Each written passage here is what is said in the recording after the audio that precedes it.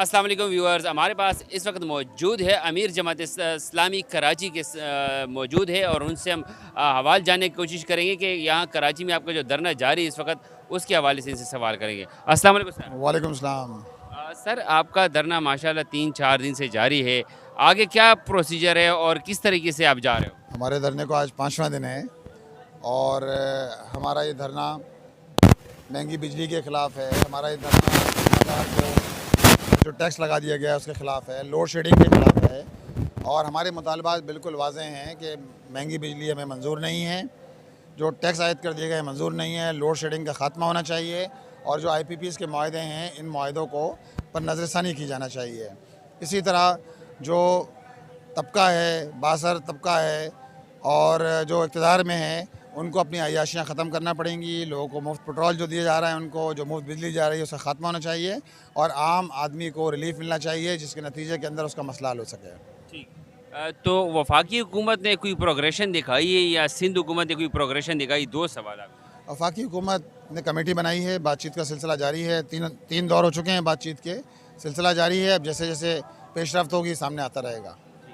तो ख़ास तौर पर के इलेक्ट्रिक का बड़ा इशू है पूरे मुल्क में। सबसे ज़्यादा के इलेक्ट्रिक की जो मसले है कराची की आवाम के लिए वबाल जान बन चुके। बिल भी इतने आते हैं और लोड शेडिंग भी है।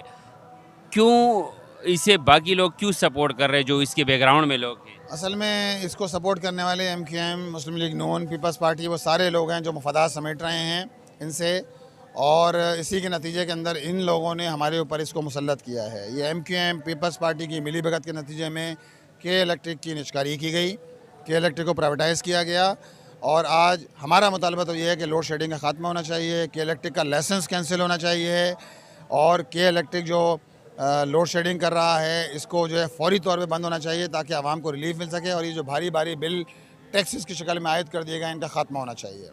अभी के इलेक्ट्रिक को 20 साल एग्रीमेंट उनके साथ हुआ है, तो ये कैसे मुमकिन हो पाएगा? ये तो वफाक ही कर सकते हैं मनसूख। ये जभी तो हम यहाँ बैठे हैं आकर कि गवर्नर वफाक का नुमाइंदा होता है, गवर्नर का ताल्लुक MQM से है। गवर्नर जो है वो वफाक में मुस्लिम लीग नून, पीपल्स पार्टी और MQM ने मिलकर और ये गवर्नर MQM से ताल्लुक़ लगता है, इन्होंने मिलकर हमारे ऊपर के इलेक्ट्रिक की शक्ल के अंदर एक ऐसा अज़ाब मुसल्लत किया है जिसको पूरी कौम भुगत रही है और इसका लाइसेंस कैंसिल होना चाहिए है।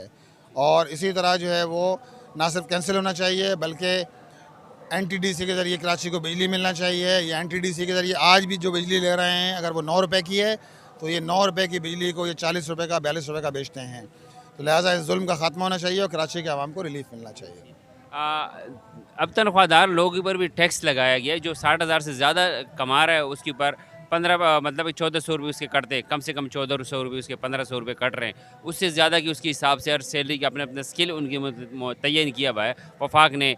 इसके हवाले से जमात इस्लामी क्या कर रही है? इन पर जोर क्यों नहीं कर रही? ये हमारे मुतालबात 7 मुतालबात हैं जिनमें से एक मुतालबा ये भी है कि तनख्वाहदार तबके पर जो टैक्स जो नाजायज़ टैक्स लगाया गया है उस टैक्स को ख़त्म होना चाहिए है और जो वडेरे हैं, जो जागीरदार हैं उन पर टैक्स आयद करना चाहिए है। उनकी जो जिनकी हज़ारों एकड़ ज़मीनें हैं वो दें 9 अरब रुपये और तनख्वाहदार तबका दे 368 अरब रुपये।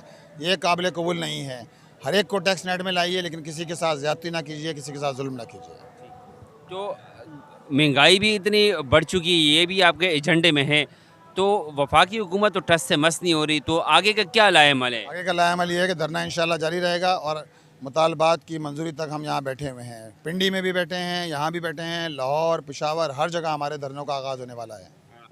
ठीक, अगर ये सिलसिला चला पूरे मुल्क में आपके धरने शुरू हो जाते हैं और फिर भी हुकूमत इससे कुछ नहीं कर रही, तो फिर हम हुकूमत को घुटने टेकने पर मजबूर कर देंगे। आवाम की ताकत से, आवाम हमारी पुष्ट पर हैं, आवाम हमारे साथ हैं और ये सारे मसाइल आवाम के मसाइल हैं। ये बात तो आपकी बिल्कुल जायज़ है कि अवाम की मसाइल है, बट अगर देखा जाए गवर्नमेंट से अभी तक कोई खातिर ख्वाह रिस्पॉन्स नहीं आ रहा है। वो मिल रहे हैं, मुलाकातें कर रहे हैं नईम साहब के साथ, लेकिन कोई उनकी तरफ से पॉजिटिव सिग्नल क्यों नहीं आ रहा है? इसकी क्या वजूहात है? क्या समझते हो कि कोई बड़े हाथ हैं इनके पीछे? देखें, मुज़ाकरात का सिलसिला जारी है और वक्त से पहले कोई बात नहीं की जा सकती। हमारा मुतालबा बिल्कुल वाज़ेह है कि हमें जो भी चीज़ चाहिए है वो हमें तहरीरन चाहिए है। हमें कोई ज़बानी दावे नहीं चाहिए, हमें वादे नहीं चाहिए। आप हमें बताइए कि आप जो है वो अगर नोटिफाई करते हैं किसी चीज़ को, कोई अंडरस्टैंडिंग बनती है तो हमें शौक़ नहीं है कि हम धरना दिए यहाँ बैठे रहें बल्कि हम चाहते हैं कि लोगों को रिलीफ मिले और हमारे धरने का भी खात्मा हो। आप समझते हो कि जैसे हमारे श्रीलंका, बांग्लादेश और बाकी ममालिक में हो रहा है, क्या ऐसे मुमकिन है पाकिस्तान में?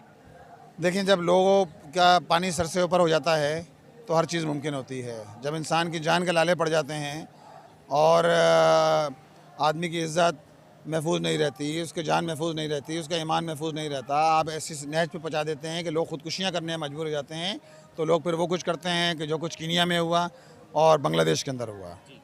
तो क्या आप ये दिख रहा है आपकी सियासी बसीरत क्या कहती है कि पाकिस्तान में ये मुमकिन हो पाएगा? पाकिस्तान के नौजवान इस चीज़ के लिए आमादा है, उनकी ज़हन साजी हुई या होनी पड़ेगी? मेरा ख़्याल है कि अवाम हुक्मरानों को ये बात समझ लेना चाहिए कि ये जुल्म ज़्यादा अर्से नहीं चल सकता और हमारी ये जद्दोजहद जो अवामी जद्दोजहद है हुक्मरानों को घुटने टेकने पर मजबूर कर देगी और हमारी पूरी जद्दोजहद के नतीजे के अंदर आवाम के अंदर अवेयरनेस पैदा हुई है। ये IPPs को कोई जानता भी नहीं था, कोई इसके मुखफ़फ़ से ये वाकिफ़ नहीं था। ये हमारी जद्दोजहद है जिसके नतीजे में पता चला है कि इलेक्ट्रिक क्या जुल्म कर रही है, IPPs क्या कर रही है और हुक्मरानों ने किस बड़े पैमाने पर अय्याशियाँ की हैं और आवाम को अपना ग़ुलाम बनाया है। IPPs के आपने मुआहदों की बात की, क्या जिस दौर से शुरू हुए और जिस दौर में ख़त्म हुए थे, उन दौर के एक-एक अगर बताया जाए कि ये आपके नईम साहब के मुतालबात वहाँ ऊपर से स्टार्ट हो जाए कि ये इनके पीछे कौन था जो लाइसेंस जारी करने वाले थे? असल ज़ालिम तो वो है जिसने लाइसेंस जारी किए। देखें, वो सारी चीज़ें मौजूद हैं और वो सारी चीज़ें मीडिया के ज़रिए सामने आ रही हैं। कौन-कौन लोग हैं, सब चीज़ें बताई जा रही हैं। असल में सुनने वाले कान होना चाहिए, देखने वाली आँखें होना चाहिए, बाकी सब चीज़ें चल रही हैं। ठीक है, थैंक यू सो मच। हमारे पास अमीर जमात इस्लामी कराची के मौजूद थे और उनसे हमारी बातचीत हुई। उनका ये कहना है कि हमारी ये मुतालिबात जब तक ये नहीं तस्लीम करते और नहीं मानते, हम ये धरना कंटिन्यू रखेंगे, पूरे मुल्क तक इसको वसी करेंगे और ये इस तरह की ये प्रोसीजर आगे बढ़ता जाएगा।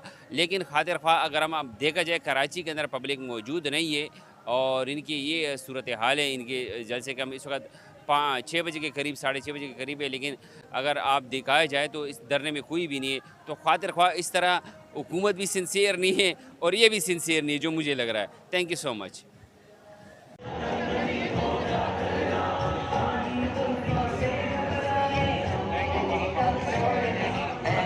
जमाते इस्लामी पहचान हमारी और